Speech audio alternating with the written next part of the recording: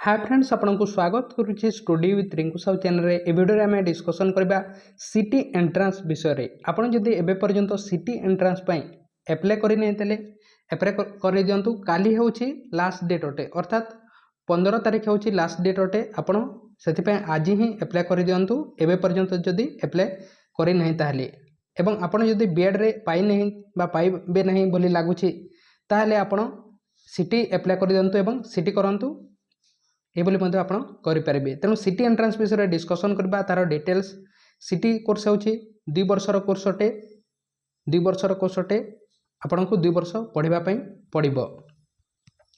यार जदि सीट संख्या देखिबा ताहले 6550 टी 6550 टी टोटल सीट अछि एवं एही समस्त सीट को विभिन्न कैटेगोराइज डिवाइड कर दिया जायछि।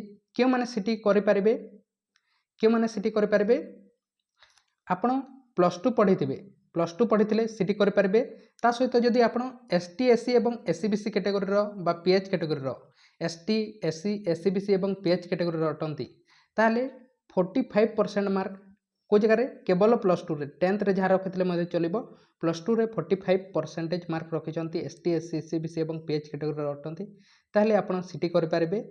ता सहित जदि आपण जेनराल कैटेगोरी रो अटंती ताले 50% मार्क रखिथिले आपण सिटी करि पारिबे।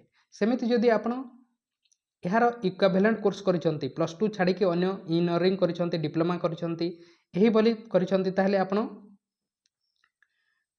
एसटी एससी एससीबीसी मानक पई 50% एवं जेनराल मानक पई 55% रखिथिले आपण करि पारिबे। ता सहित आपण ओडिया पढितबा कथा ओडिया पढ़ीथिबा कथा 10th क्लास रे जदि पढ़ी नै ताहले ओडिया रो जो सिंगल सब्जेक्ट एग्जाम होते तार सर्टिफिकेट थिबा कथा ताहले आपण करि पारबे। जो पिला माने +2 रो सेकंड ईयर रे फाइनल ईयर रे अछंती एवं रिजल्ट आसी नै बा सर्टिफिकेट आसी नै सेही पिला माने मध्ये अप्लाई करि पारिबे। किंतु जेते बेले एडमिशन हेबो सेही समय रे आपण पाखरे +2 सर्टिफिकेट थिबा कथा। एज लिमिट कथा जदि देखिबा यह होची मैक्सिमम एज लिमिट अटे। एसटी एससी एससीबीसी मानक पई समस्त झियो मानक पई 35 इयर्स अटे।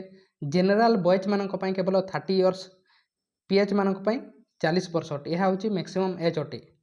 Resident certificate caste certificate income certificate आपन को अप्लाई करबा समय रे लागबो नै। जेते बेले आपन एडमिशन नेबे सही समय रे आपन को ए समस्त सर्टिफिकेट लागबो।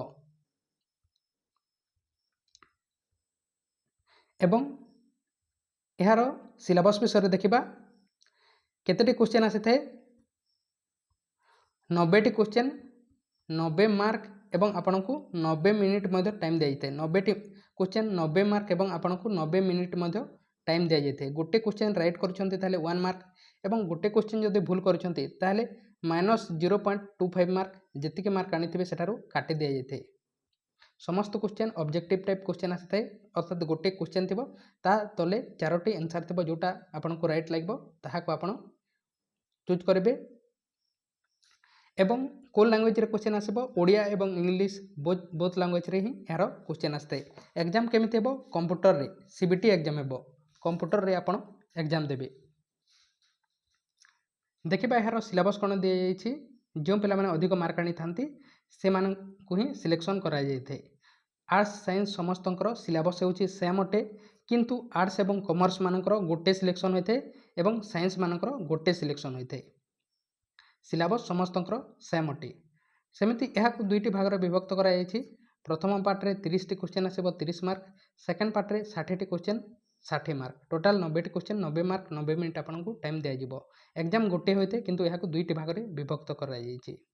प्रथम पार्ट रे देखबा प्रथम पार्ट रे को जगह आसीबो इंग्लिश रो आसीबो 10 टी क्वेश्चन 10 मार्क एजुकेशन एवं जनरल अवेयरनेस रो 5 टी क्वेश्चन 5 मार्क रीजनिंग रो 5 टी क्वेश्चन 5 मार्क टीचिंग एप्टीट्यूड रो 10 टी क्वेश्चन 10 मार्क टोटल 30 टी क्वेश्चन 30 मार्क। आपण प्लेलिस्ट को जाई आपण समस्त क्लास को देखि पारबे जहा क्लास करा जायछि। सेमिति पार्ट सेकंड रे को जगह आसीबो लैंग्वेज रो मैक्सिमम पिला ओडिया लैंग्वेज नै थांती 15 टी क्वेश्चन आसीबो 15 मार्क मैथमेटिक्स रो 15 टी क्वेश्चन 15 मार्क सोशल साइंस रो 15 टी क्वेश्चन 15 मार्क साइंस रो 15 टी क्वेश्चन 15 मार्क टोटल 60 टी क्वेश्चन 60 मार्क। समस्तंकर सिलेबस सेम अटे आर्ट्स रो साइंस रो मध्ये। केते पैसा लागबो आपन को अप्लाई करबा पई एसटी एवं एससी मानक पई एसटी एवं एससी मानक पई 300 ଟଙ୍କା 300 ଟଙ୍କା ଆପଣଙ୍କୁ ଲାଗିବ ST SC ମାନଙ୍କ ପାଇଁ। ସେମିତି SC BC ଏବଂ ଜେନେରାଲ ମାନଙ୍କ ପାଇଁ SC BC ଏବଂ ଜେନେରାଲ ମାନଙ୍କ ପାଇଁ 500 ଟଙ୍କା ଲାଗିବ ଆପ୍ଲାଏ କରିବା ପାଇଁ। ସେମିତି ଆଡ଼ମିସନ୍ ଫିଜ୍ କେତେ ଟଙ୍କା ଲାଗିବ? ଆପଣ ଯେତେବେଳେ ଆଡ଼ମିସନ୍ ନେବେ ସେହି ସମୟରେ ପ୍ରଥମ ବର୍ଷ ଲାଗିବ 2800 ଟଙ୍କା 2800 ଟଙ୍କା ଆଡ଼ମିସନ୍ ଫିଜ୍ ଲାଗିବ। ସେକେଣ୍ଡ ବର୍ଷ ଲାଗିବ 2486 ଟଙ୍କା ରିଆଡ଼ମିସନ୍ ଫିଜ୍। ଆଶା କରୁଛି ଆପଣ ସିଟି ଏଣ୍ଟ୍ରାନ୍ସ ବିଷୟରେ ଡିଟେଲ୍ସ ବୁଝିପାରିଥିବେ ଏବଂ ଆପଣଙ୍କ ଯଦି କୌଣସି କ୍ୱେଶ୍ଚନ୍ ଅଛି ତାହେଲେ ଆପଣ କମେଣ୍ଟ ବକ୍ସରେ କମେଣ୍ଟ କରନ୍ତୁ।